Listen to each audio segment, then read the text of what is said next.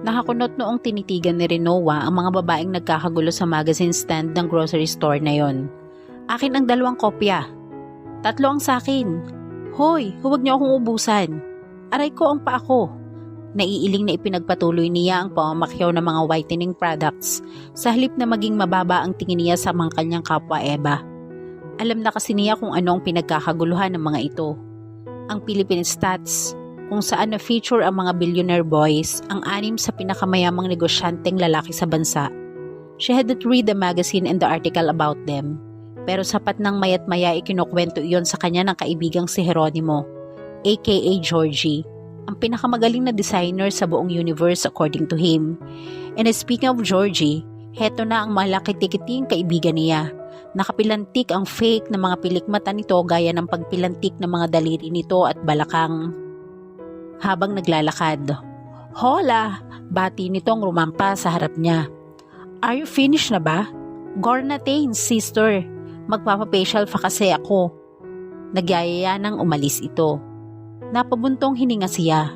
Mabuti na lang at kahit paano ay nasusundan na niya ang kakaibang lengguwahe nito. Kung sa bagay, ilang taon na rin naman silang magkaibigan. "Sandali na lang ako, bakla." Inginuso niya ang mga nagkakagulong kababaihan. Tama ba ang hinala kong ang mga billionaire boys na naman ang pinagkakaguluhan ng mga cheap pipay na iyon? "Oy sister, huwag ka namang ganyan sa mga kafatid natin. Kami naman ay marunong lang maka-appreciate ng mga biyaya ni Lord." Tila nahihiya pang inilabas nito ang magazine. "Sabi ko na nga ba? Hindi mo naman kasi ipinagtatanggol ang mga kalahi ni Eva kung hindi ka rin kasali sa kagagahan nila." Inirapan siya nito. Iyan ang mga nangyayari sa mga gaya mong nagpapakaloka sa mga fafa mong masyondana. Marahang dinagukan niya ito. "Hoy, anong masyondana ha? Excuse me, hindi pa matanda si Henrico, no? He's only 30 years old." 30? Yeah, masyanda na nga siya. "Jeronimo, hands off ka kay Henrico." "Jeronimo?" Sumimangot ito. Ni minsan ay hindi niya tinawag ito sa palayaw nitong Georgie. Matitigan na nga lang si Papa Dennis. Binuklat nito ang magazine. Lumapad ng husto ang ngiti nito nang mapagmasdan ng isa sa mga larawan doon. "Ah, there you are. Yes, I love you too, Papa Dennis. You and I." Sa lakas ng tili nito ay nabitawan nito ang hawak na whitening lotion.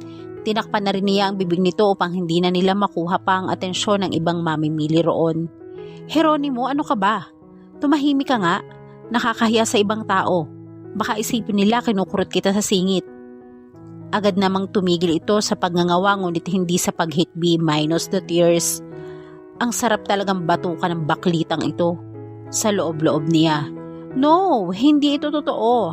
Ako lang ang babaeng nararapat kay Dennis Serrano." Ngawa nito. "Jeronimo, ano ba yung ipinagsisinter mo riyan?" Inagaw niya ang magazine dito at tiningnan iyon. "Wow, he looks better than my parents' driver." "Akin na nga yan, bruha to." Muling nagdrama ito nang mapansin ang larawan doon. "This is not my Dennis, pero fafa rin naman talaga itong si Lantis. Type mo?" "May Henry na ako." "Ano ka ba, sister? I told you, masyonda na ang lolo mong iyon. Besides, si Lantis lang uli ang nakatikim ng mailap mong papuri. Maybe there's hope for you." "Hindi ko ipagpapalit si Henry sa kahit na sinong Poncio Pilato." "Hindi naman Poncio Pilato si Lantis. He's just half Japanese." "Well, whatever." Inilipat nito ang pahina sa unang larawan saka humikbi kuno. "Dennis, I can't believe you. Bakit mo ko pinagpalit sa... Sister, ipagtanggol mo naman ako." "Ewan ko sa'yo. Huwag mo nga akong idamay riyan sa kabaliwan mo." "Sister, sige na. Gusto mo nang lumafang, diba? Treat kita. Tom Jones na rin ako eh." "Come on, sabihin mong mas pretty ako kaysa dalahirang ito." She looked at the picture of the happy couple. The caption read, "Billionaire boy Dennis Serrano and entrepreneur Sofia Feliciano will exchange vows in an undisclosed place anytime soon." Pumalatak siya. "Sorry din, sister." Tinapik-tapik pa niya ito sa balikat. "Pero mas pretty talaga sa'yo itong si Sofia. Humanap ka na lang ng ibang mas bagay sa'yo." "Tama ka, sister." Inaga uli nito ang magazine. Let's see kung sinong fapa ang mas bagay sa beauty ko. Ito si Zek Marquez. Zek what? Zek Marquez. Ipinakita nito sa kanya ang full-page size picture ng isang mestizuhing lalaki. He's not as beautiful as Dennis, but he's super duper mega over gorgeous naman, 'di ba? Natawa siya. Napalo pa nga niya ito hawak ang whitening lotion. My gosh naman sister, hindi akash balat kalabaw na gaya mo kaya careful ka naman sa aking flawless skin. Oh my God, panay pa rin ang tawa niya. I can't believe my cousin let himself be a part of this crazy. Aray! Hinila nito ang kanyang mahabang buhok. Sister, cousin mo si Zek? Why didn't you tell me? Bakit itinatago mo siya sa akin? Tell me where he is. Hindi pwede. Kinalas niya ang kamay nitong nakakapit sa kanyang buhok. Masungit si Zek sa mga taong hindi niya kilala. Hindi ka papansinin nun. It's okay. Ako na lang ang papansin sa kanya. Hindi uubra ang charms mo sa isang yun. Nagdududang tinitigan siya nito. Bakit ayaw mo kaming magkatuluyan ni Zek? May HD ka ba sa Akesh? Anong HD? Hard disk? She waved her hand and turned back to her shopping. Sabi ko naman sa'yo, dapat ay lagi mong iniinom ang gamot mo. Nag-hallucinate ka na naman tuloy. Come on sister, introduce me to him. Nakikisinghot na rin ito sa mga whitening soaps na pinagdadampot niya sa estante. I know we're meant to be together forever and ever. Akala ko ba si Dennis ang gusto mo? Well, let's see. Na-inlove na siya sa ibang hitad. Magpapaksal na sila within a month. I have to move on. So I'm moving on. Kailan mo ko ipapakilala sa Papa Zek? Sinulya pa niya ang mga bibilhin. Nang matiyak na wala siyang nakalimutan ay nagtungo na siya sa counter. Huwag mo nang pangarapin si Zek. Georgie followed her. But he's my soulmate. You haven't even met him. I love him. You're crazy. Sa kakukulit nito sa kanya ay hindi na niya namalaya na nakarating na pala siya sa dulo ng pila sa counter. Dahilan upang mabangga ang basket niya ang likuran ng taong nauna sa kanya. Ay naku sorry. Nanggigigil na nilingon niya ngayon ang nakatungangang kaibigan. Heronimo naman, nakaistorbo na tuloy ta. Hoy, anong nangyayari sa'yo? Mahipan ka ng hangin dyan, ang sagwa ng magiging itsura mo. Agad namang inayos nito ang hitsura, pati ang ngiti. Ngunit wala pa rin sa kanya ang pansin nito kundi nasa likuran niya. Curious na nilingon niya ang nasa unahan niya sa pila kung saan ito nakatunganga. Ang akala niya ay nag-brown out dahil tila dumilim ang kanyang paningin. Yun pala ay natabingan lang siya ng malapad na dibdib ng isang matangkad na lalaking naka-dark blue business suit. When she looked up at his face, she saw the cutest face of a guy she had ever seen. He possessed chinky, smiling eyes, a few strands of hair that fell freely over his rosy cheeks, cute pointed of nose, and sweet-looking lips. Kahit hindi nakangiti ay tila masaya pa rin ang mga mata nito habang nakatitig sa kanya. Wow! Ngunit tila siya nakarinig ng nasirang plaka nang may maalalang may kasintahan na pala siya. Sorry nga pala uli. Hinging pa umanhin niya. Nasaktan ka ba? Hindi naman. Basta mag-iingat ka na lang sa susunod. Kasi baka hindi sanay masaktan ang susunod mong mabubunggo sa pila. Nag-isip pa siya kung tatawa ba o seseryosohin ang sinabi nito. Nagtanong na lang siya. Joke ba yon?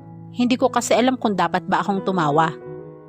He smiled and his chinky eyes became cute little slits. She heard Gorgeous gasp. Ganon din ang reaksyon ng iba pang customers doon. Namalaya na lang niya na biglang humaba ang pila. Every woman there was looking at him with dreamy eyes. Hindi tuloy niya napigilang magtaka ng balingan ang lalaki. Artista ka ba? Tanong niya rito. Umiling ito saka itinaas ang isang canned beer.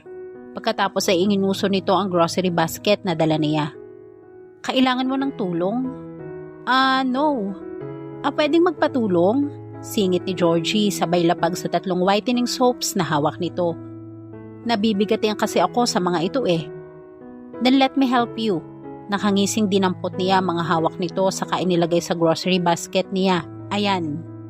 Georgie scolded at her. The guy chuckled and took the basket from her. Ito na ang nagdala niyon sa counter.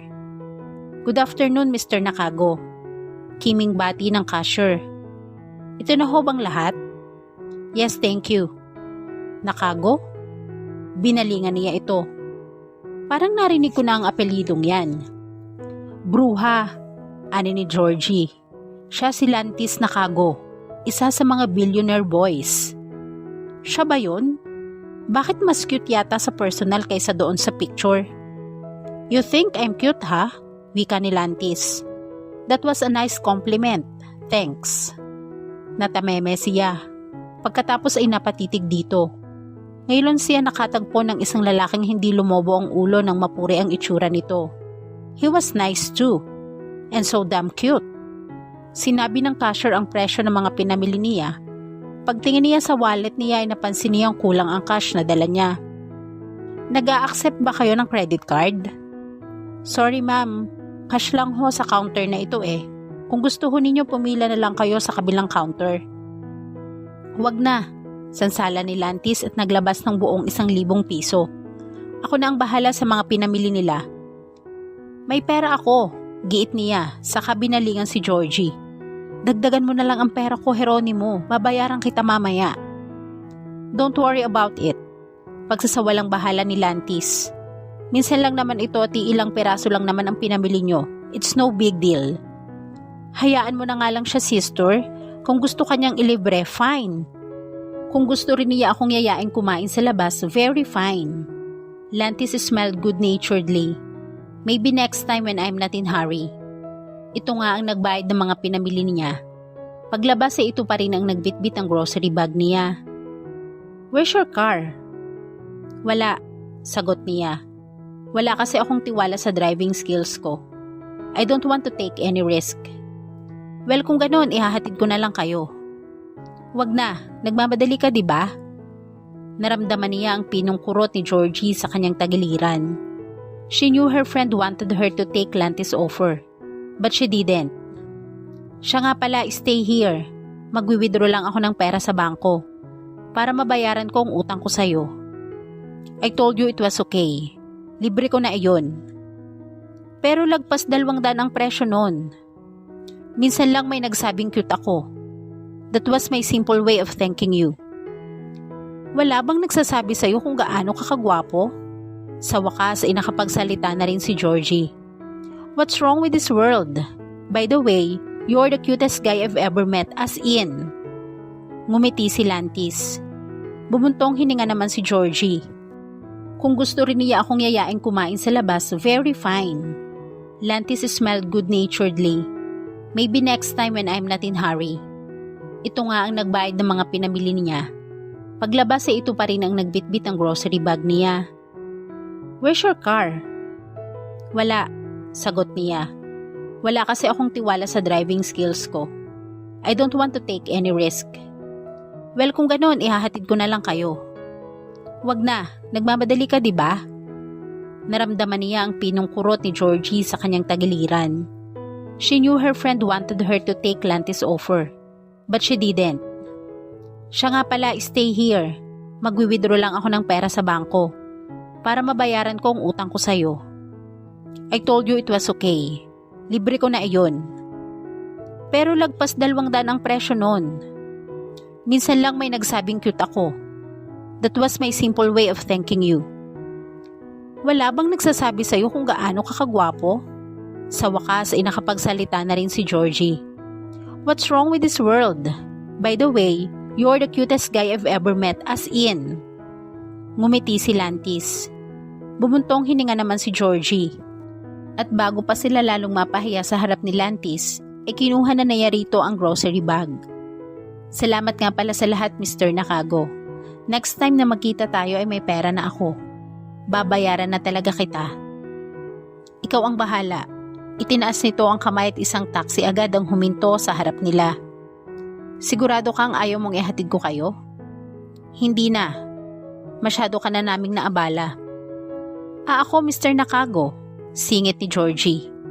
Sigurado akong gusto kong magpahatid sa'yo. Hinila niya ito papasok sa taxi. Saka nakangiting nagpaalam kay Lantis. Ito na ang nagsara ng pinto. Salamat uli, Mr. Nakago. Aniya pagkatapos buksan ang bintana. You can call me Lantis and you're always welcome. What's your name, by the way? She was caught off guard with his question and his super duper mega over cute face. Kaya lumayo siya ng kaunti rito. Rinoa. Beautiful name. It suits you. Iminuwestara nito ang mga pinabili niya. And I think you'll be still beautiful with your tanned complexion. You don't need those whitening products. Pagkatapos ay lumayo na ito at umandar na ang taxi. Mula sa rear view mirror ng taxi ay nakikita pa niya si Lantis habang patungo ito sa pinakamagarang kotseng nakita niya sa buong buhay niya.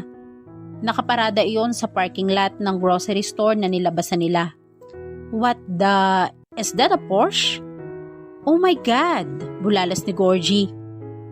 That's a Porsche. And you offered to bring us home? Naman, bakit ba naisipan ko pang tumanggi sa alok niyang ihatid tayo?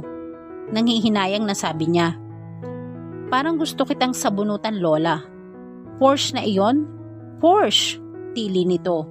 Sa buong buhay ko, isang panaginip ang makasakay ako sa ganoong klase ng car, Day. Hindi ko naman alam na may ganoong klaseng sasakyan palang nag-e-exist sa bansang ito. He's a billionaire, for Pete's sake, Rinoa. Of course, he can afford to buy such expensive cars. Isa pang buntong hininga ang pinakawalan nito nang tuluyang mawala sa paningin nila ang imahe ni Lantis at ng itim na kotse nito. And he's so cute. Oo nga lalo na ang mga mata niya. Pati na rin ang kanyang pang-commercial na smile. Ang bango-bango pa niya. Napansin mo rin pala iyon? Of course. Napansin ko rin kung gaano siya kabait. Sa totoo lang, hindi ganun ang inaasahan kong magiging attitude ng isang gaya niyang mayaman. Well, that's my Papa Lantis. Akala ko ba si Zek ang mahal mo? Akala ko rin ba si Henry lang ang nakikita mo? Suminghap ito. You like him, you like Lantis. May boyfriend na ako. But you like Lantis? Of course not. Tanggi niya. Pero sa kaibuturan niya, nagigilty siya dahil pakiramdam niya ay nagtataksil siya sa kanyang kasintahan. Dahil talaga namang nagustuhan niya si Lantis. Ikakasal na kami ni Henry. Yak! Geronimo! Sige, ipapaubaya ko na sa'yo si Lantis. Huwag ka lang magpakasal sa doble karang Henry na iyon. Come on, Geronimo. I love Henry. How can you say that when you're attracted to someone else? Halimbawa, kay Lantis na kago. Hindi siya nakaimik. Ay, bongga. Sa wakas ay nagising ka na rin dyan sa kahibangan mo sa walang kwenta mong jowa na iyon. Si Lantis lang pala ang hinihintay mong cure. Ang landi ng lola ko. Wala akong gusto sa kanya. Pilit na tanggi niya. May boyfriend na ako at malapit na kaming magpakasal. Maaaring magustuhan ko si Lantis dahil sinabi niyang maganda ako kahit ganito ang kulay ko. Iyon lang siguro ang dahilan. Tinapik-tapik nito ang kanyang kamay. Day, hindi naman ako ang kinukumbinsi mo kundi ang sarili mo . Kasalukuyang nagbabasa ng dyaryo ang ama ni Rinoa nang dumaan siya sa sala. Aba, napakaganda ng aming dalaga ngayon . Nakangiting po na nito. Saan ba ang punta mo, Iha? She was wearing a Chinese-inspired red and black dress and had fixed her hair with chopstick-styled clips, courtesy of Georgie. Talagang pinilit niya ito na igawa siya ng ganoong damit para sa espesyal na araw na iyon. 3rd year anniversary kasi namin ngayon ni Henry pa. At gusto ko siyang sorpresahin. By dressing up like a Chinese lady? I have to. Alam naman ninyong may lahi silang Chinese, di ba? Muling sinipat niya ang pagkakaayos ng kanyang mahabang buhok. I know how much Henry wanted his lady to act and dress up like a lady. Pero pinili pa rin niya ako kahit ganoong pino ang kilos ko. Kahit sino ay matutuwang maging kasintahan ka, Rinoa, Iha. Wika ng kanyang mama na kakapasok lang sa sala. Halatang galing ito sa morning ritual na pagja-jogging. Maganda ka, matalino at mabait. That's why I love him. Tinanggap niya ako kahit hindi ako perpekto. Binuksan niya ang whitening lotion na dala at nagpahid sa kanyang mga braso. Umiling ang kanyang mga magulang. Pero bakit ikaw, Iha? Hindi mo tanggap na hindi ka perpekto? Malumani na tanong ng kanyang ama. Why do you have to use those whitening products? Sa ibang bansa nga ay nagbibilad pa sila sa araw para lang magkaroon sila ng kulay. Ikaw na biniyayaan ng morenang kutis ay nagpapaputi naman. Ipapakilala na kasi ako ni Henry sa pamilya niya one of these days. And knowing those Filipino-Chinese, alam kong magmumukha akong buhay na nunal sa umpukan ng mga iyon. She laughed at her own joke, but her parents didn't laugh with her. Biro lang iyon, Mapa. Huwag naman kayong masyadong seryoso dyan. Ayaw lang namin na naririnig kang nilalait mo ang iyong sarili, Iha. Ma, hindi ko naman nilalait ang sarili ko eh. Aware ako sa kaitiman ko, kaya nga tinatawanan ko lang yun. Kaya kapag may nanlait sa akin ay madali na lang ang tanggapin, di ba? Sino ang nanglait sa'yo? Ang kanyang napakabait na ama na kahit kailan ay hindi niya nakitaan ng marahas na ugali. Ngayon ay tila handang kumatay ng tao. Ang kanyang ina naman ay sobra ang pag-aalalang gumuhit sa mga mata nito. Mahigpit na niyakap niya ang mga ito. Walang nanlalait sa akin. Takot lang nilang masunto ko. She kissed their cheeks. You two worry too much. Hayaan nyo. Malapit nang dumating ang araw na may kahati na kayo sa pag-aalala sa akin. Sinundan niya ng tawa ang sinabi niya. Mahal na mahal niya ang kanyang mga magulang. Kahit anong mangyari ay hindi niya bibigyan ng mga ito ng alalahanin. Bata pa siya ay nakasanayan na niyang itago sa lahat ang kanyang mga hinanakit sa mga taong nanlait sa kanya dahil sa kulay niya. Hanggang sa makasanayan na nga niya ang lahat ng iyon. May pakiramdam ako magpo-propose na sa akin si Henry ngayon. That's why I have to be beautiful. And if possible, fairer.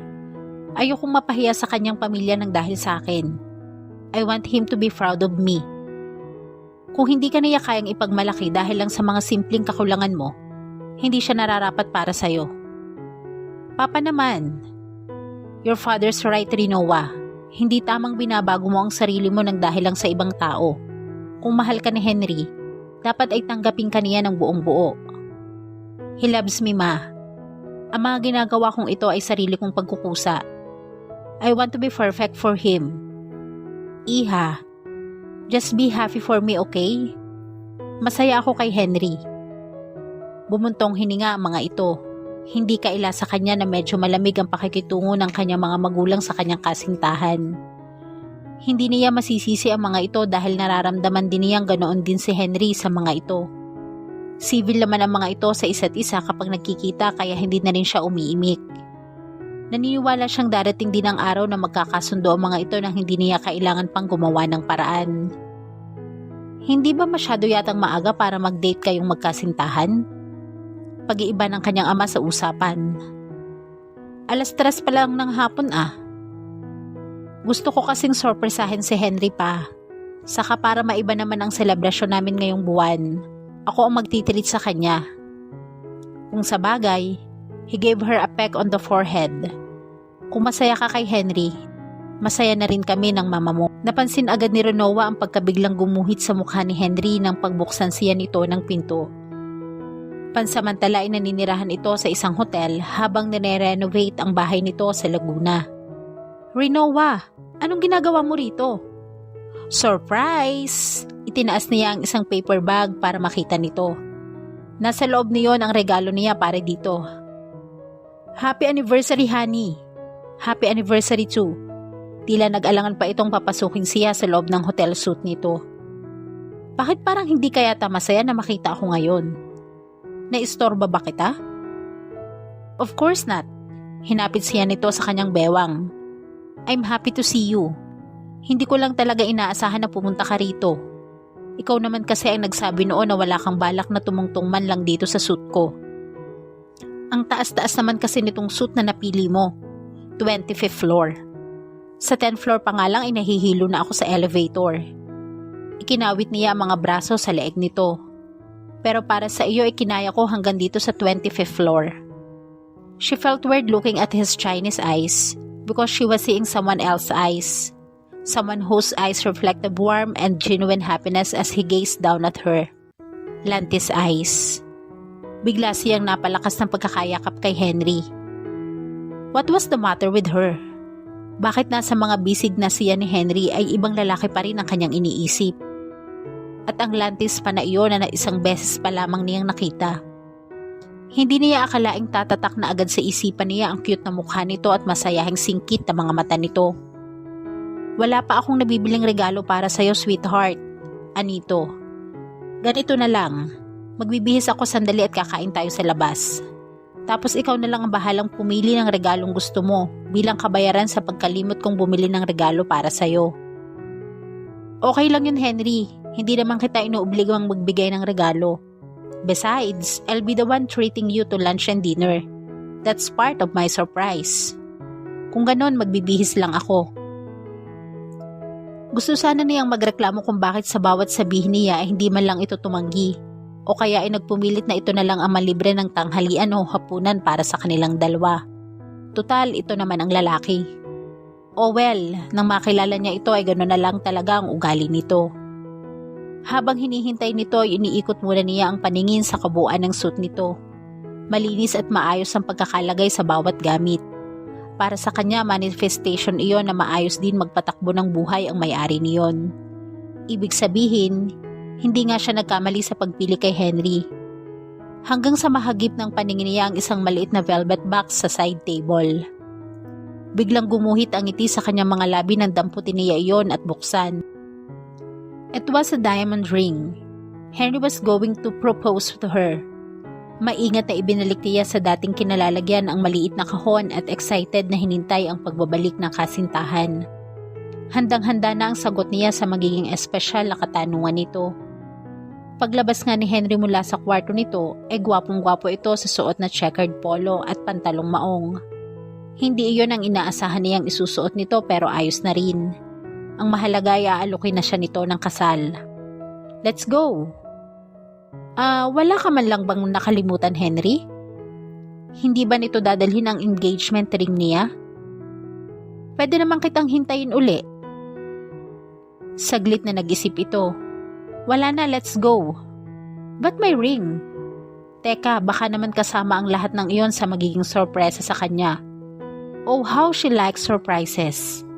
Siguro ay nagpapanggap lang itong wala nang nakalimutan pa pero sa bandang huli ay lilitaw rin iyon sa ibabaw ng mesa nila ng engagement ring na iyon. Yes, that was it.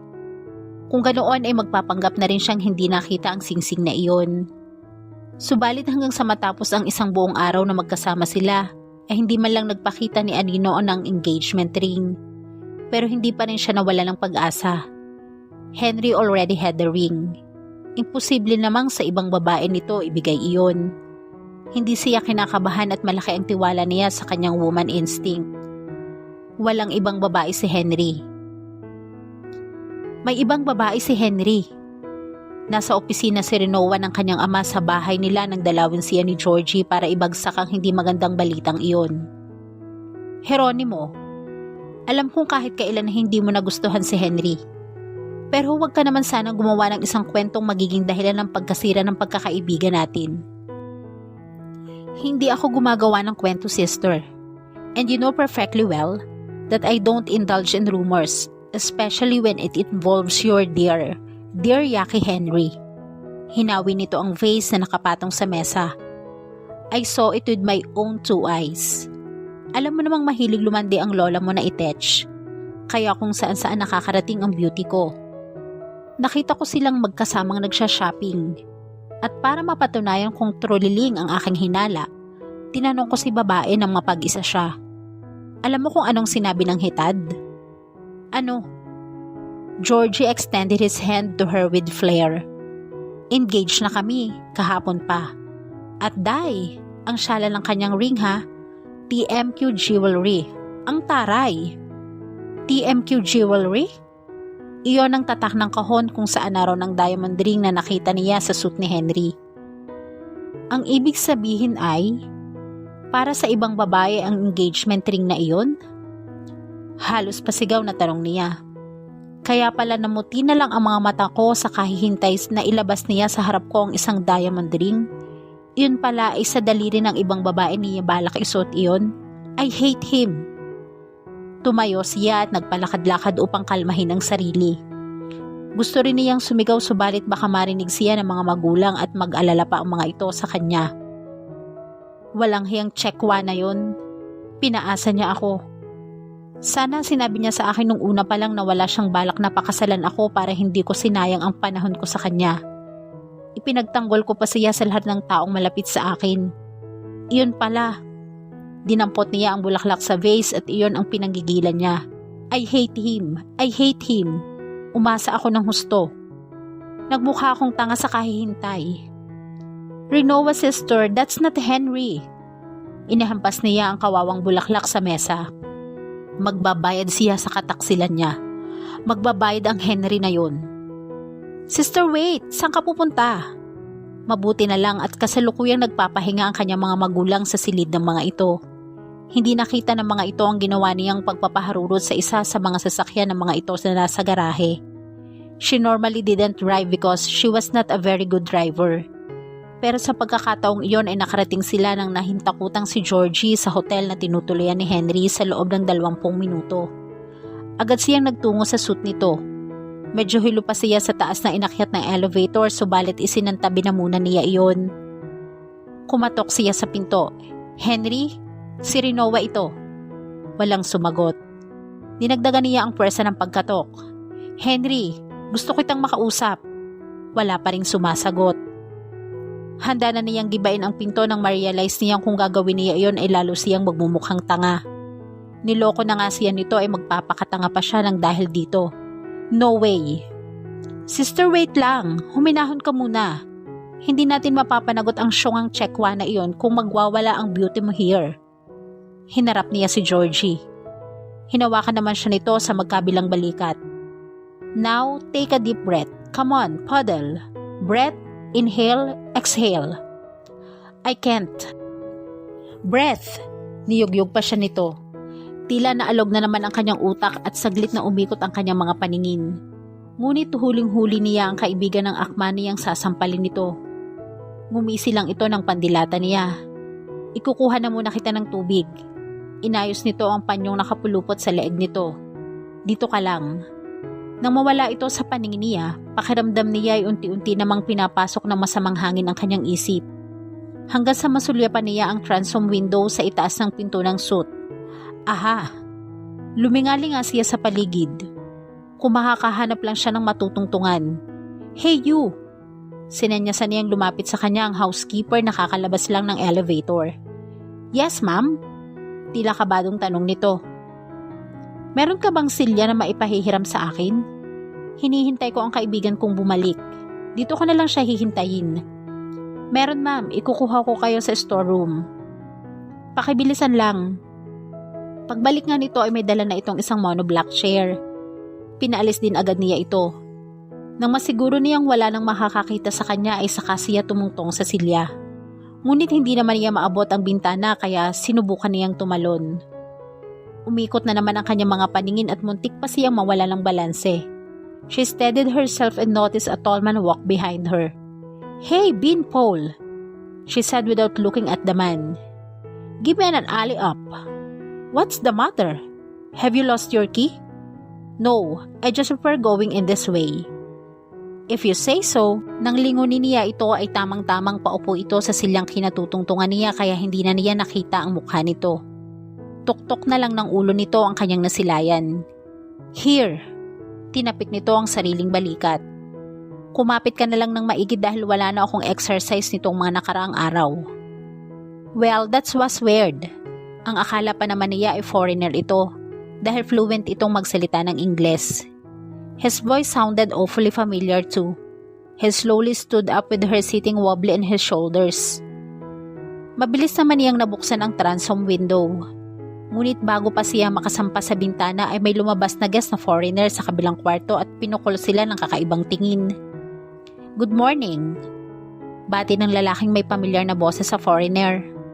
You know these hallways are rather narrow. She had to walk right over me.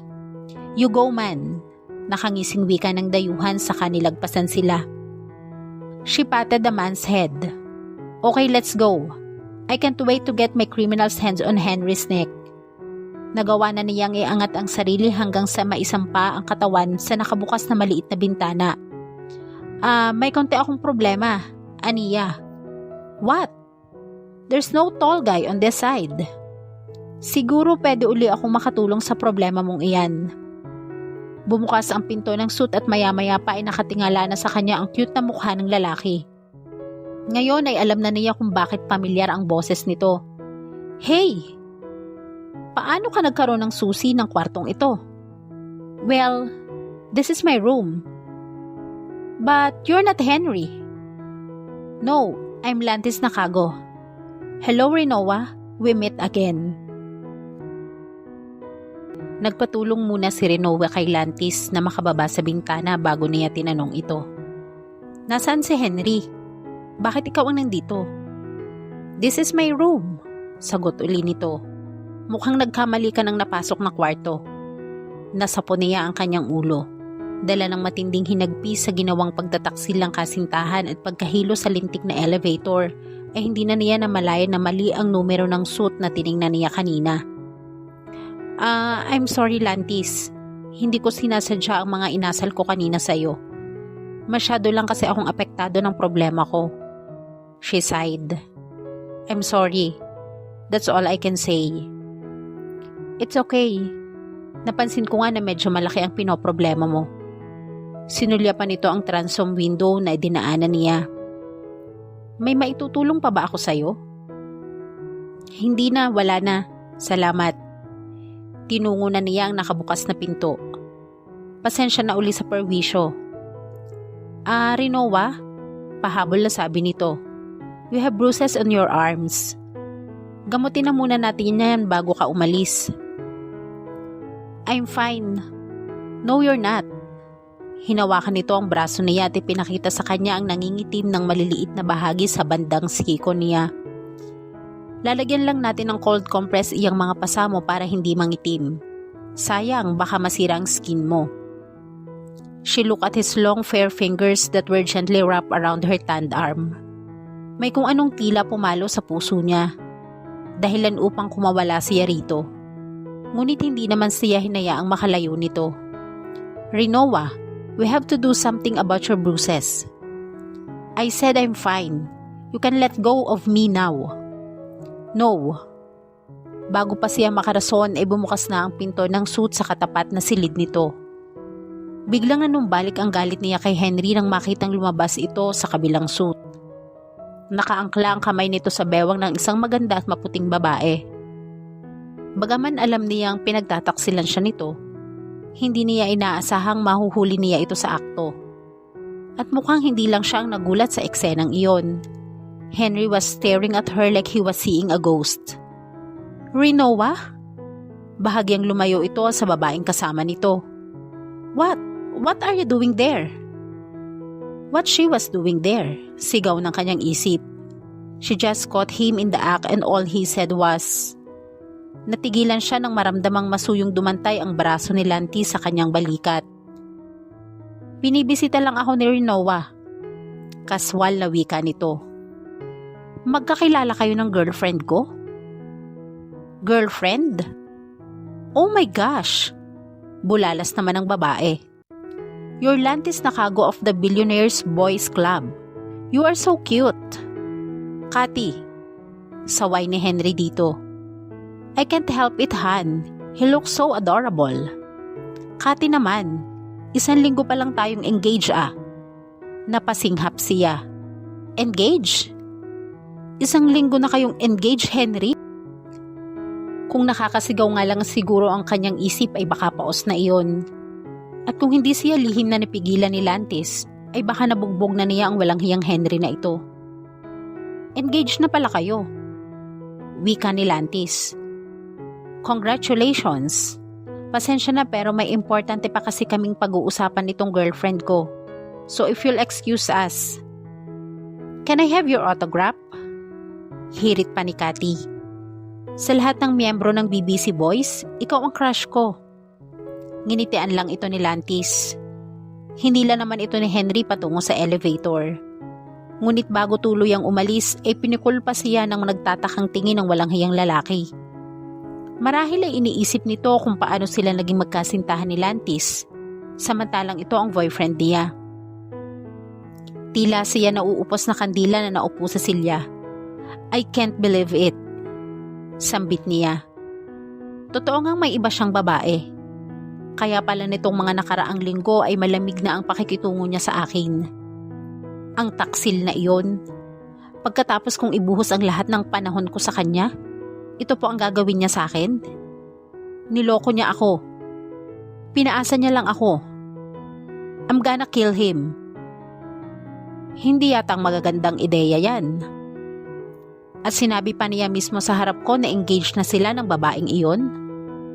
I was waiting for that damn ring. I've been anticipating his damn proposal for a week now. I really gonna kill him. Would you like some tea?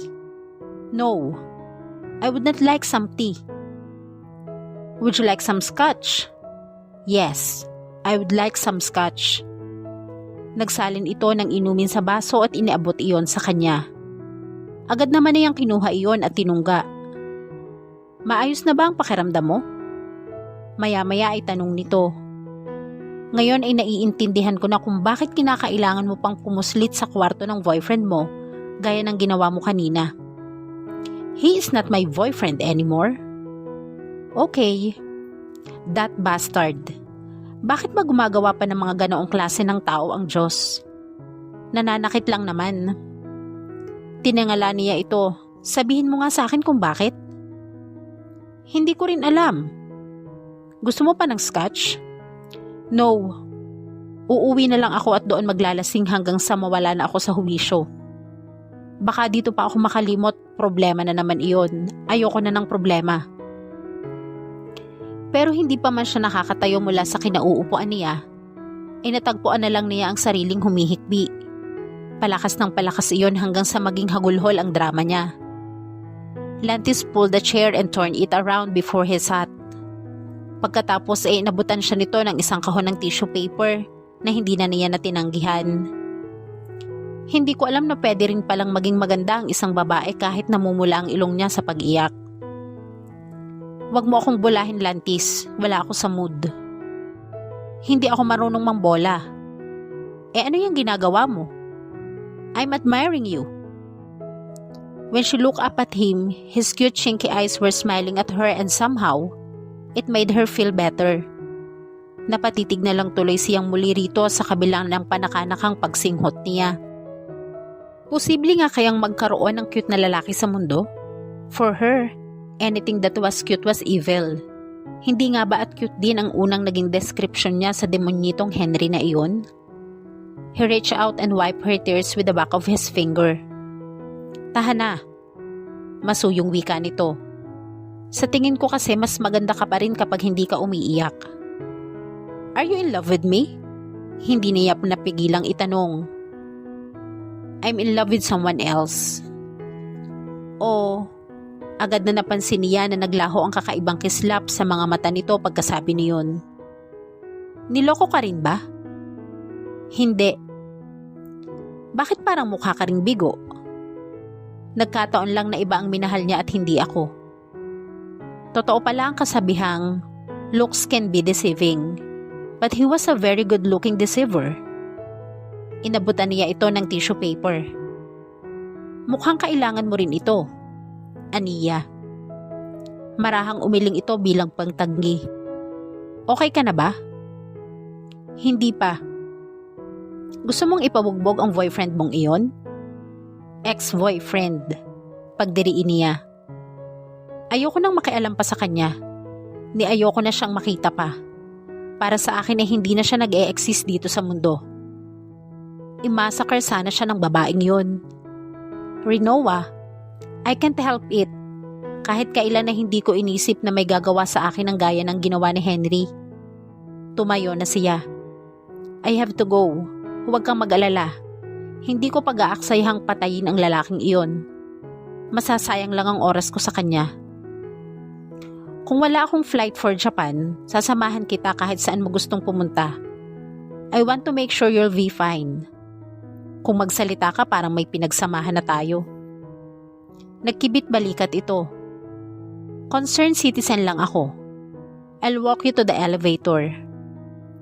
Paglabas nila ay saka naman dumating si Georgie. Dala ang isang baso ng tubig. Nako sister, ito na. Drink na. Ay, may fafa. Ito na mismo ang uminom ng tubig saka nakangiting bumaling kay Lantis. Hi! Nagkita ulit tayo, Mr. Lantis. Oo nga eh. He extended his hand. You haven't told me your name.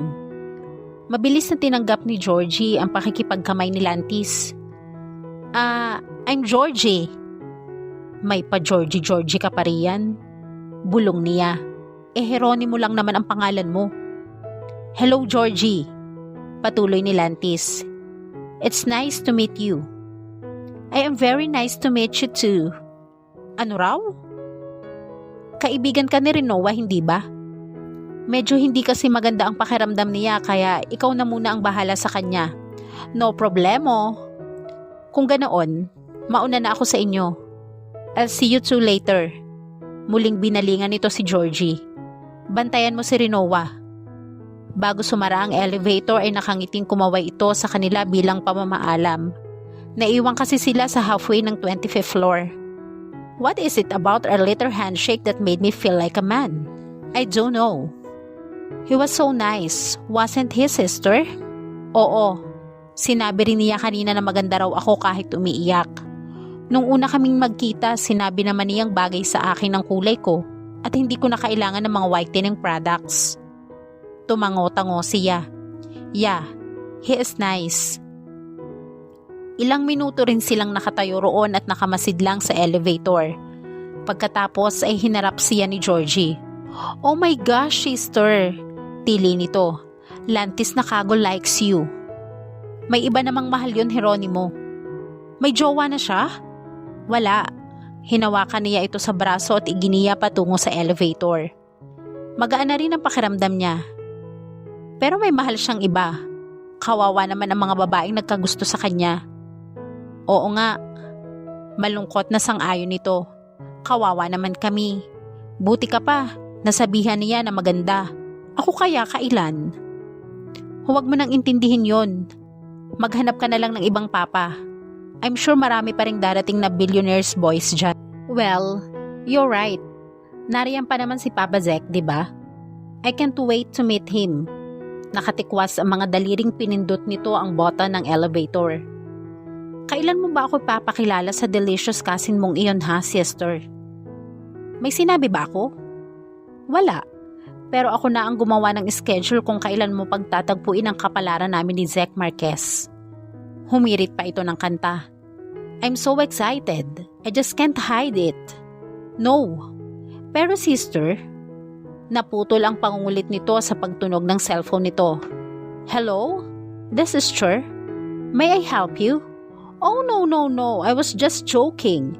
Yes, this is Georgie Baltazar. Aha. Okay, bye. Sino yun? Sofia Feliciano. Yung fiancé ni Dennis Serrano? Gusto niyang ako ang mag-design ng gown niya para sa kanyang wedding. Ang kapal naman ng bruha. Pagkatapos niyang agawin sa akin si Papa Dennis. She sounds nice though.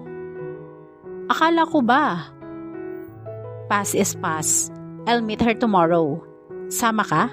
Baka nandun si Papa Lantis mo. Magkaibigan sila ni Dennis Serrano, di ba? Anong Papa Lantis ko? Tigil-tigilan mo na nga yung panunokso mo sa amin. Sinabi ko na sa iyong may iba ng mahal yung tao. At katatapos ko lang mabigo sa hinayupak na Henry na iyon. Hindi niya alam subalit parang naglaho na lang bigla ang sakit na nararamdaman niya sa pagkakabuking sa dating kasintahan. Bumukas ang elevator at pumasok na sila. Anong oras tayo magkikita? Tanong niya kay Georgie. Kung maganda na ang labas ng gusali na pag-aari ni Dennis Serrano, lalong nakakalula ang loob niyon. Elegante ang lahat ng bagay kahit ang mga walang kamalay-malay na mga nakadisplay na halaman. Sa private office ni Dennis, nagtungo sina Rinoa at Georgie. Doon daw makikipagkita sa Sofia kay Georgie upang pag-usapan ang tungkol sa wedding gown nito. Mula sa kinauupuan ay tahimik lang na pinagmamasdan ni Rinoa ang nag-uusap na sina Sofia at Georgie. Pati na rin si Dennis na tila inip na. Napapabilis na kasi ang paglipat nito ng mga pahina ng bridal magazine na dala ni Georgie. You know what, Han? Maya-maya ay sabi nito nang ibaba ang babasahin. Lahat ng nandito ay babagay sa'yo. Ikaw na lang ang bahalang pumili kung ano ang gusto mo. At habang pumipili ka ay magbibigay lang ako ng surprise inspection sa mga tauhan ko. Akala ko ba kaya mo ako pinapunta rito ay para makasama mo ako? Tapos ngayon iiwan mo rin ako. Sabi ko nga, dito lang ako. Pinigil niyang matawa. Masyadong mataas ang tingin ng mga tao sa mga billionaire boys. Pero kung halimbawa si Dennis ng mga iyon, ibig sabihin ay tiklop naman pala ang mga ito sa kanya-kanyang kasintahan o asawa. Nakakaloka talaga minsan kapag nagbiro ang tadhana. And speaking of the billionaire boys, she also noticed something common about them. They were probably the most good-looking men who ever graced Philippine soil. Kaya hindi na nakakapagtaka na ganoon na lang kung pagkaguluhan ng halos lahat ng kababaihan sa bansa ang mga ito.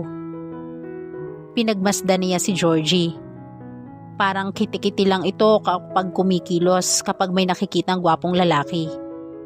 Subalit kapag trabaho na ang pinag-uusapan ay professional itong makiharap.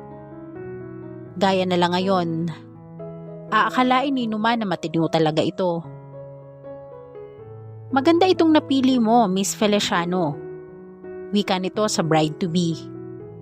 Strapless satin white gown will be perfect for you. Hindi na rin natin gaanong lalagyan ng design para mas ma-emphasize ang beauty mo. And well, add a 15-meter veil. You would look stunning when I'm finished with you. As for you, Mr. Gorgeous Gray Eyes. I'll be fine, thanks. Sansala ni Dennis. Si ganda na lang ang asikasuhin mo ng husto. Dennis? Isang gwapo at mestizuhing lalaki ang sumungaw sa pintuan ng opisina. I need to talk to you. May mga bisita si Ganda Zek, ani ni Dennis. Tila noon lang sila napansin ng bagong dating. Ang unang tiningnan nito ay si Georgie na nakatunganga rito. Agad namang kumunot ang noon nito nang balingan siya. What are you doing here? Tanong nito. Visiting you. This isn't my building. Nandito ka na rin naman kaya... Nginitian niya ito. Hello, pinsan. Magpinsan kayo? Tanong ni Sofia. May kalahi ka pa pala sa mundo, pare. Ani ni Dennis. Hinalikan nito sa pisngi si Sofia. Sinadya pa ako rito ni Zek kaya importante siguro talaga ang pag-uusapan namin. Doon muna kami sa conference room, Ganda. I'll see you later. Paalam nito sa kasintahan. Okay, wika ni Sofia. Tapusin na natin ito. Baling nito sa kanila nang makalabas sina Zek at Dennis. Next month na ang kasal namin ni Dennis at natataranta na talaga ako. Next month? Binalingan niya si Georgie. Kaya mo bang tapusin ang wedding gown ng isang buwan lang, Heronimo? Kagat nito ang kuko nito. Kabisado niya ito, pati mannerisms nito. Isa lang ang ibig sabihin ng ginagawa nito. Kinakabahan ito. Pasensya na Miss Feliciano. Kahit siguro gahasain pa ako ngayon ni Mr. Sec Marquez, hindi ko talaga makakayang tapusin ang isang wedding gown sa loob ng isang buwan. Hindi mo kaya? Paano na yan? Halata ang panghihinayang at pag-aalala sa boses na Sofia. Sinabi ko na kasi kay Dennis na sa susunod na taon na lang kami magpakasal. Ayaw naman niyang pumayag. Ayan tuloy. Nagkaloko-loko na ang schedule. Tiyak mahihirapan na rin akong makakita ng iba pang designer na makakayang gumawa. Excuse me, Miss Feliciano? Singit niya. Kung ganyang nagmamadali ka, ang pinakamagandang gawin ay kumuha na lang ng ready-made gown. May ready-made gowns ka ba? Tanong nito kay Georgie. Sa iyo ko na rin kukunin ang gowns para sa mga bridesmaids ko. I have. Mabilis na sagot ni Georgie. It's settled then. Humugot ito ng malalim na hininga. Salamat naman at tapos na rin ang isa sa mga problema ko. Ilan ba ang entourage mo, Miss Feliciano? Entourage? Naku, hindi ko pa napag-iisipan yan. Teka lang. Saglit na tila nag-isip ito. Gusto kong may partner lahat ang miyembro ng BBC. So, ibig sabihin ay okay na sina Danky, Atasha at Pam. Si Sek lang ang nakikita kong bagay kay Karina. But she's my wedding coordinator, so she probably wouldn't agree with that. Ikaw na lang, Rinoa. Pinsan mo naman si Zek, di ba? She will, sang-ayon ni Georgie para sa kanya. Di ba, sister? Pagkatapos ay nilapit nito ang bibig sa kanyang tainga para bulungan siya. Minsan lang akong humiling sa'yo, sister. Pagbigyan mo na ako. Ngayon ko lang makikita ng buong buo ang mga fafa kong bilyonaryo. Sige na ha, please. Oo nga, minsan lang humiling ito. Minsan lang humiling pero kagagahan pa rin ang gusto. Pero ngayon lang naman tayo nagkita, Miss Feliciano. Katwira niya. Call me Sophia and you're in. I'm just going to call up my wedding coordinator. She took out her cell phone. Hello, Karina. This is Sophia. Ibang klase rin ang babaeng ito sa loob-loob niya. Kapag may naisip na gawin ay nakatutok lang ang atensyon doon. Mukhang kahit ang wedding coordinator nito ay walang magagawa kapag may sinabi itong gustong gawin para sa sariling kasal. What? Umurong yung dapat na florist mo? So ibig sabihin ay maghahanap ka na naman ngayon? Okay, I'll just call you up later for the updates. Bye. Narinig kong nag-back out ang florist sa kasal mo, Miss Feliciano. Biruin mo nga naman. Bumuntot lang siya sa kaibigan niya. Heto at magkakakliyente pa yata siya. Hindi mo kasi na itatanong. May flower business ang pamilya ko. Kung gusto mo, ako na lang ang aako sa iniwang posisyon ng florist ng wedding coordinator mo para hindi kayo masyadong mag-alala. Pero isa ka sa mga bridesmaids ko. Wala namang magiging problema roon dahil may mga assistants ako. Isa pa, kailangan din kasi namin ng ganitong publicity para makilala ang aming bagong bubuksang flower shops. Saglit lang din itong tila nagdalawang isip bago ibinigay sa kanya ang address at numero ng telepono ng wedding coordinator nito. Kayong dalawa na lang ang mag-usap ni Karina. Anito, she'll be good to work with you. And oh Georgie, you're invited to my wedding too. Naghahanda na sa pag-alis si Rinoa. Kailangan kasi niyang ma-inspeksyon ng araw na iyon ang isang flower shop na magkakaroon ng grand opening bukas. Mabuti na iyong nasa ayos ang lahat para maiwasan na ang problema. Nagkasundo na sila ni Karina na siya na ang magsusupply ng mga bulaklak para sa kasal ni Sofia at Dennis. Speaking of Karina, hanggang nang sa mga sandaling iyon ay hindi pa rin siya makapaniwala sa nasaksihan niyang nagdaang araw sa kanyang shop. Hindi niya makalimutan ang nakita niyang attentiveness ng pinsang si Zek sa dalagang wedding coordinator na kasama nitong dumating sa shop niya. Her impossible cousin was in love. Pagkatapos batiin ang kanyang mga magulang ay nagmamadali na siyang lumabas. Kagaya ng dati ay huminto siya nang makalabas ng gate. Hinagilap niya sa kanyang bag ang cellphone niya para tawagan ang suki niyang transportation services para magpadala ng taxi sa bahay nila. Ngunit nahinto siya sa gagawin ng may humintong makintab na itim na Porsche sa harap niya. It was just like Lantis' car. Good morning! Napatingin siya sa nagsalita. Ang gwapong mukha ni Lantis ang sumungaw mula sa salamin ng sasakyan. Ang aga mo yatang maglaboy. Hindi naman, may pinuntahan lang akong kaibigang malapit dito. Nakita kita kaya nilapitan na kita. She didn't know why but she felt as if she was excited to see him. Parang lumulukso ang puso niya ng mga sandaling iyon habang pinagmamasdan ang gwapong mukha nito. Sakay na. San ba ang daan mo? Basta ihahatid kita. Ito na mismo ang nagbukas ng pinto ng kotse nito. Come on, Rinoa. Nang nasa loob na siya ng kotse nito ay hindi naman niya pinansin ang magandang interior ng sasakyan. Naging abala kasi siya sa pagpapakalma sa tila naguhumerentadong puso niya. Kailan ka pa dumating? Tanong niya rito nang medyo makalma niya ang sarili. Kahapon. Wala na itong sinabi pa kaya nahalata niyang hindi na ito gaya noong huling nakausap niya ito. He wasn't that talkative and his eyes didn't shine like they used to be. Nang tumunog ang cellphone nito ay hindi nito pinansin iyon, ay doon lang niya napatunayan na may problema nga ito. Patuloy sa pagtunog ang cellphone nito kaya nagpa siya siyang sagutin na iyon. Hello? Aha, aha, aha, okay, bye. Sino yon?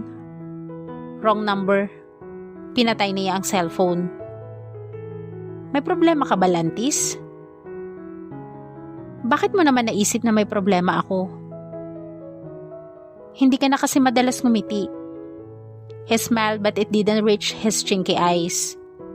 Nang manahimik na ito pagkatapos niyon ay hinayaan na lamang ito.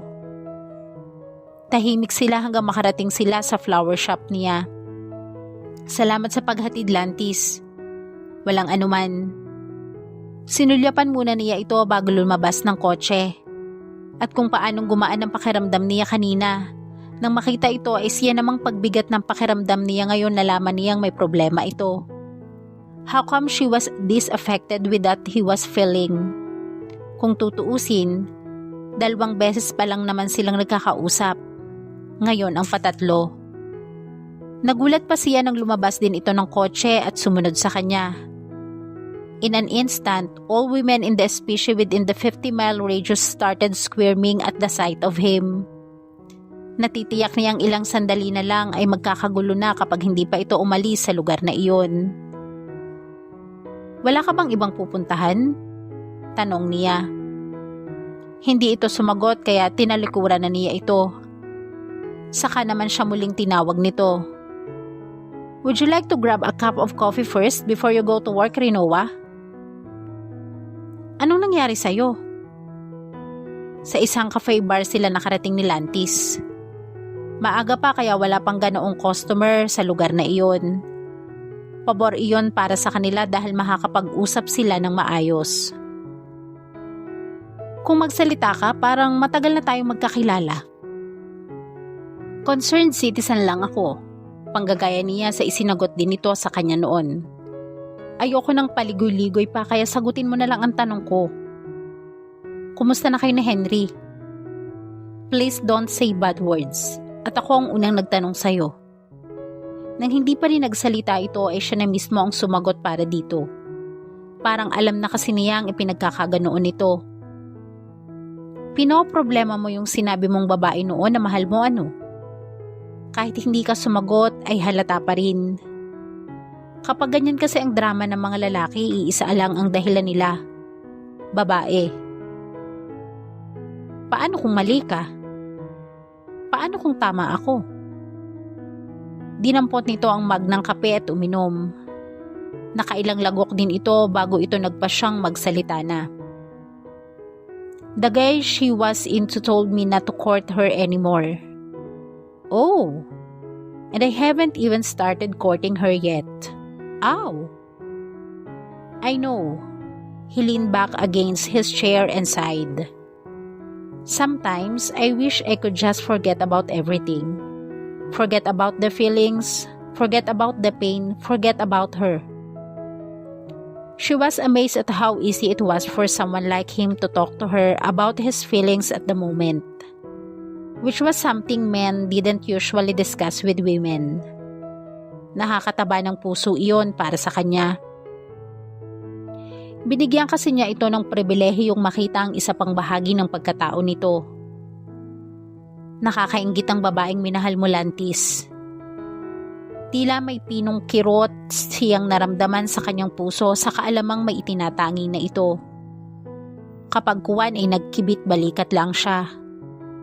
Aminado siyang may crush nga siya rito at normal lang na magselos at magdamdam siya. Pero pasasaan ba't mawawala rin iyon kasabay ng pagkawala ng damdamin niya para dito? Bakit ganyan ka mag-isip? Maya-maya ay tanong niya rito. Alam mo, dapat ay ganito ang ipinayo mo sa akin noon. Pero dahil tapos na ang kalbaryo ko kay Henry, ako na lang magpapayo sa'yo, okay lang ba? Go ahead. You're tall, you're rich, you're a mestizo, and you're the cutest guy I've ever met. You can always find someone else. Sa unang pagkakataon ng araw na iyon ay muling nakita niya ang buhay na buhay ng ngiti nito. Nagkaroon na rin ng kakaibang kislap ang singkit na mga mata nito. You have a weird way of describing me, Rinoa, he said. At least, Straight to the point. You're right. Pero hindi ko na muna siguro susundin iyon sa ngayon. Nakaka-strike to na kasi ako sa mga napipili kong babaeng mamahalin at medyo hindi nagiging maganda ang pakiramdam ko. Hit up his mug. Every time I fall for a woman, she would turn out to be in love with one of the BBC boys.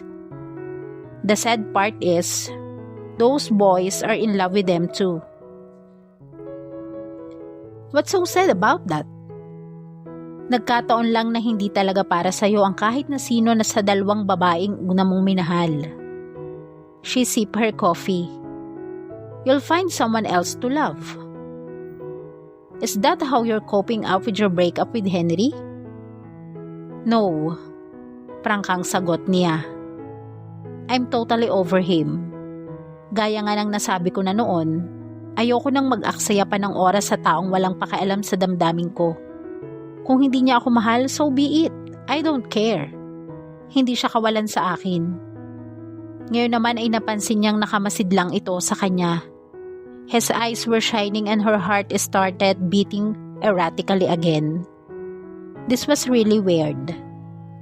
Habang tumatagal kasi ay napapadalas na natatagpuan na lang niya ang sariling iniisip ang mga ngiti at mga mata nito. She just couldn't take her mind off him. Hindi niya alam kung magandang senyales iyon o hindi. Bakit mo ba ako tinitingnan ng ganyan? Tanong niya. Naiilang na ako sa ginagawa mong yan eh. Matagal ko nang sinasabing maganda ka. Ngayon? Naisip ko lang. He cleared his throat.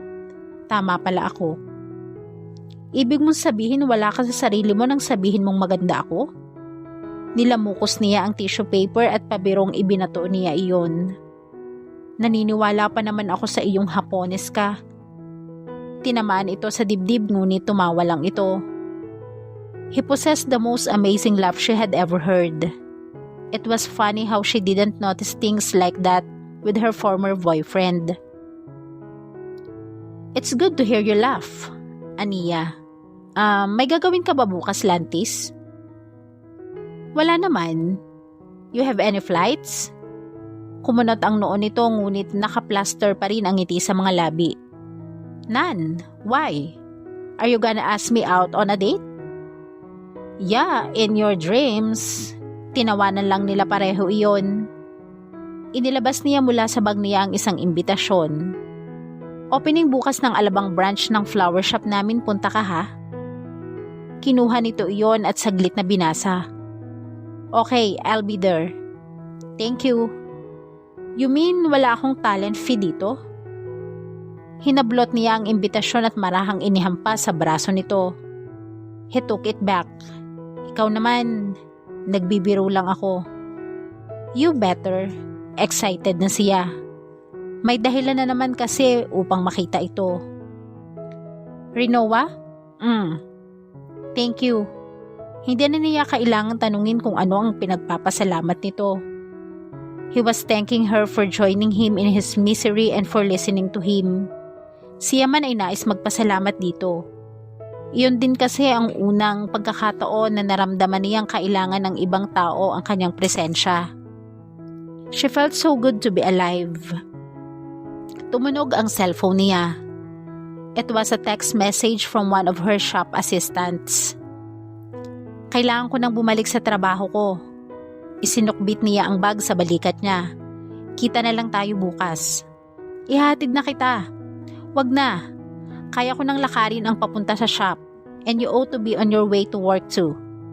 Oo nga eh. Sinulya pa nito ang suot na relo saka bumaling sa kanya. Kung ganon, mag-iingat ka na lang. Ikaw rin. Sweet dreams. He! Baon niya sa kanyang pag-alis ang mataginting na halakhak nito. Pakiramdam niya ay ulap ang nilalakaran niya habang binabagtas niya ang daan patungo sa kanyang flower shop. Inisang lagok ni Rinoa ang champagne sa kanyang baso habang pinagmamasdan ang kanyang mga magulang na abala sa pag-aasikaso sa mga bisita. Patapos na ang successful grand opening ng bagong branch ng kanilang flower shop. Naging maayos naman ang lahat dahil marami na agad ang nag-assure na sa kanya Natatangkilikin ng mga produkto ng Buds and Twigs ang kanilang flower business. Subalit malayo sa kasiyahang nararamdaman ng mga taong dumala roon ang nararamdaman niya. Hindi kasi dumating si Lantis. Rinoa, iha? Hindi ka pa ba maghahanda sa pag-alis? Tanong ng kanyang ina. Pasado 10:00 na ng gabi. Mauna na kayong umuwi ni na mama. Pa, isusupervise ko pa ang caterer sa pagliligpit ng mga gamit nila. Are you sure you're okay, iha?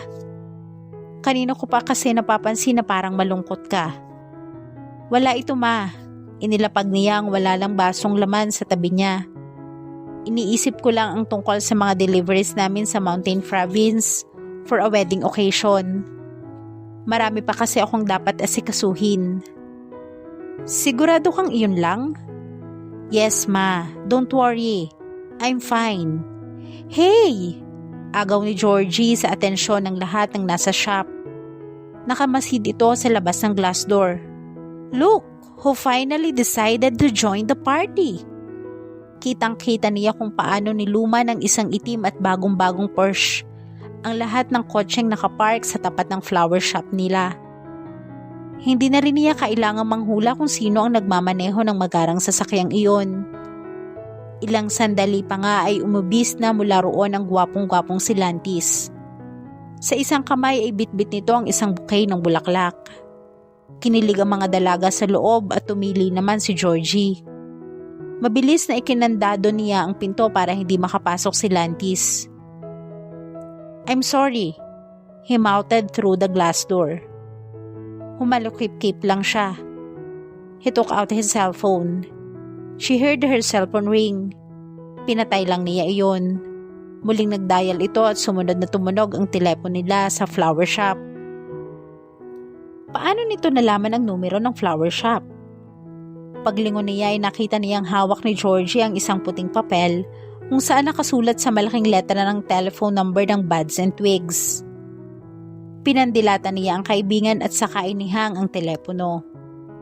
Nang muling balingan niya si Lantis ay laglag ang mga balikat na tumalikod at lulugulugong naglakad pabalik sa kotse nito.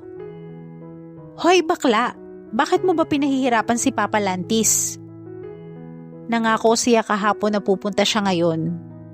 Naiinis na sagot niya. Para akong tanga naghintay dito. Hindi naman pala siya darating. Holler! He's here na nga, diba? Kaya huwag ka na magtampororot dyan. Who's that young man? Tanong ng kanyang ama. Siya ba ang bago mong nobyo, iha? He looks adorable for his height and build. Dugtong ng kanyang ina. Bakit hindi mo siya ipinakilala sa amin? Hindi ko siya nobyo. Kung ganon, bakit ganyan kayo magtampuhan? Taig pa ninyo ang magkasintahan ah. Hindi siya umimik. Basta galit siya tapos. Lumapit si Georgie sa pinto at binuksan iyon. Sorry sister, mas mahal ko si Papa Lantis kaysa sayo. Hieronimo, let him explain himself, okay? Hear him out, malay mo naman. Nadisgrasya ang tao kaya hindi agad nakarating dito. Well, it was possible. Nakasimangot at tiningnan niya ang papalayong binata. Kung hindi pa siya itinulak ng kanyang ina, hindi pa siya mapipilitang lumabas. And as if sensing her, Lantis turned around again. Ngunit hindi ito lumapit sa kanya. Bagkos ay nanatili lang ito sa tabi ng kotse nito. Humalukip-kip siya at hinintay na magsalita ito. I'm sorry, he said. Bigla kasing may kliyenteng nag-set ng meeting sa Taiwan kanina. I had to fly out there as soon as possible. He wanted to sign our business deal. Nauna kang nangako sa aking Lantis. Hinintay kita rito. I know, kaya nga kahit masama ang panahon doon ay pinilit ko pa ring makaalis agad para makahabol man lang ako rito. Nakarating nga ako pero nasangkot naman ako sa isang aksidente. And you think I would buy that alibi? It's not an alibi. It's the only explanation I can give you, Rinoa. Because it's the truth. I won't lie to you. Nang hindi siya umimik ay nagpatuloy ito. Kung galit ka pa rin sa akin, ang mabuti pa siguro ay umalis na ako. Again, I'm really sorry. May nag-uudyok sa kanyang puso na huwag itong hayaang umalis. Naniniwala siya rito, subalit ang isip niya ay kumukontra. But when he moved to get inside his car and she saw a big ugly scratch on the side of his car door, that was when hurt won over her mind. "Lantis!" sigaw niya. "Your car! It's ruined!" Sinulyapan nito ang tinitingnan niya. "My insurance company will take care of that." Parang gusto na niyang lumubog sa hiya. All this time, nagsasabi pala ito ng totoo. Ang lakas pa ng loob niyang magtampo at magmatigas. "You had an accident? Nasaktan ka ba?" Umiling ito. "Nagkaroon lang ng kaunting gitgitan sa kalsada kanina dahil sa pagmamadali ko. I'm okay, wala akong natamong pinsala." Sinapon niya ang kanyang noo. "Pasensya ka na. Masyado yata akong nadala sa mga ginawa sa akin ni Henry noon kaya pati ikaw ay nadamay. Pati ikaw ay pinagdududahan ko. Samantalang munti ka pa palang mapahamak nang dahil sa pagnanais mong makarating dito. Nang dumating ka, pinagsarahan pa kita ng pinto. Well, I was pretty late, natural lang na magalit ka. Nakakahiya ang inasal ko. Ngunit sa halip na panunumbat ay ngiti ang iginawad nito sa kanya. "Come here, Rinoa." Lumapit naman siya subalit hindi pa rin niya magawang tingnan ito ng tuwid dahil sa kahihiyan. "You can tell me you're sorry." "I'm sorry." "Then you kiss me." "Huh? Was he serious?" Pinagmasdan niya ito. "Oh my God, he is serious." "Patatawarin mo ba ako kung hahalikan kita?" "Siguro." Tumingkayad siya at mabilis na idinampi ang kanyang mga labi sa pisngi nito. "Lady, no one on earth would forgive you for that." Reklamo nito. He put the flowers on top of his car before turning to her. "May I?" Nahaluan ng excitement at kabang nadarama niya. Parang kakapusin na rin siya ng hininga. Kahit kailan ay hindi siya nakaramdam ng ganoon sa tuwing naglalambing sa kanya ang dating nobyo. Si Lanti sa isang simpleng ngiti lang ay tila tumatalo na ang puso niya. His smile faded from her vision as he dipped his head towards her and kissed her fully in the lips. In an instant, everything around her seemed to disappear. All her senses were alive and were only focusing on one thing rather on one person. She felt herself soar as she tasted the sweet caress of his lips, breathed in the faint, spicy scent of his cologne, and felt the gentle strength and warmth of his embrace. She had never experienced anything like this before. At kung kailan naman niya idinadalangin sana ay huwag nang matapos ang halik na iyon, saka niya naramdaman ang unti-unting paglayo nito sa kanya. But then again, it was as if he didn't let her go, as he gazed down at her with mystery in his smiling eyes. "You're forgiven, Anito." She matched his smile and wrapped her arms around his neck before she kissed him again. "Good morning." Agad na gumuhit ang ngiti sa mga labi ni Rinoa nang marinig ang muswabeng boses ng lalaking nasa kabilang linya ng telepono. Binitawan niya ang inaayos na mga bulaklak. "Good morning to you too, Lantis.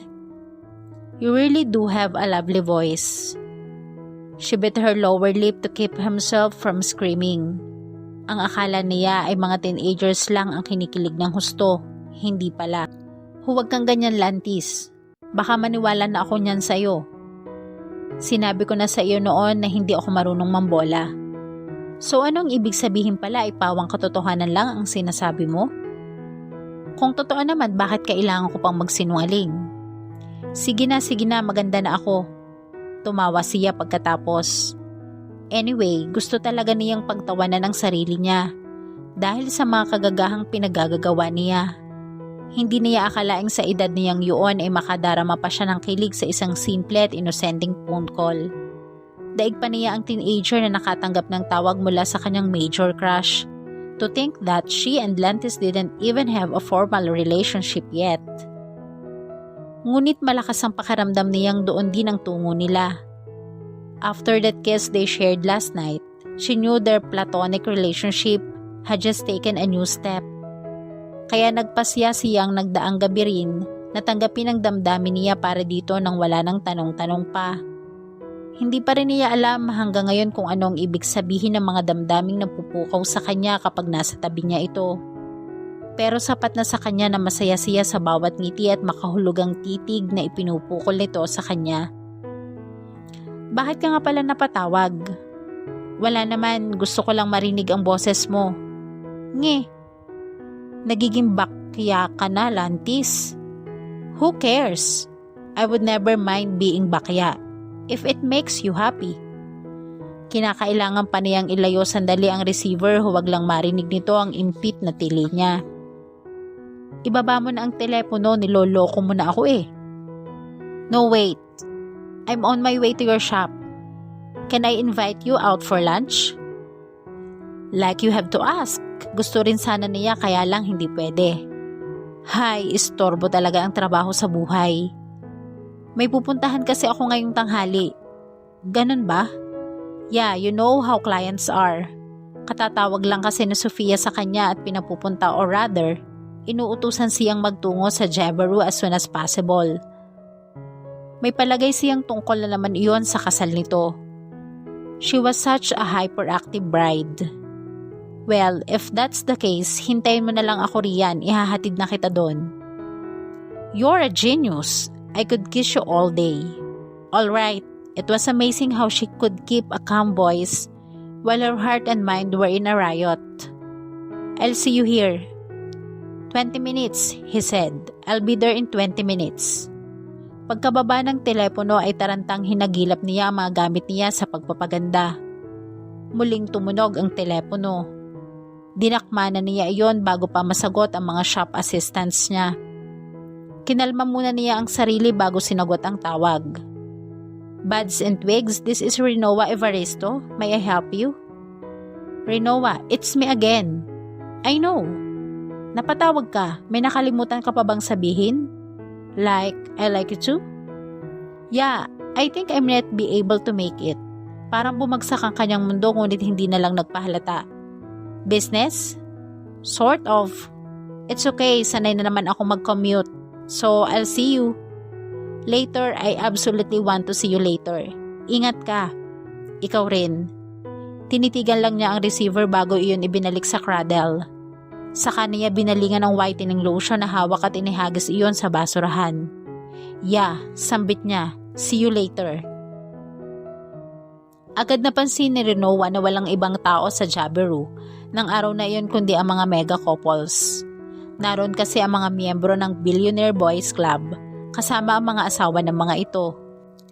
Even her elusive cousin Zek was there. He was already drinking alone in the bar when she arrived. Hindi na nga niya nilapitan ito dahil batid niyang wala ito sa mood makihalubilo ng mga sandaling iyon. Kaya si Sofia na nagpakilala sa kanya sa mga tao roon bago simulan ang diskusyon tungkol pa rin sa kasal nito. Wala pa rin ba si Karina? Tanong ni Danky, ang cute at petite na writer na nagpasikat sa Billionaire Boys. Nandito na si Zek ah.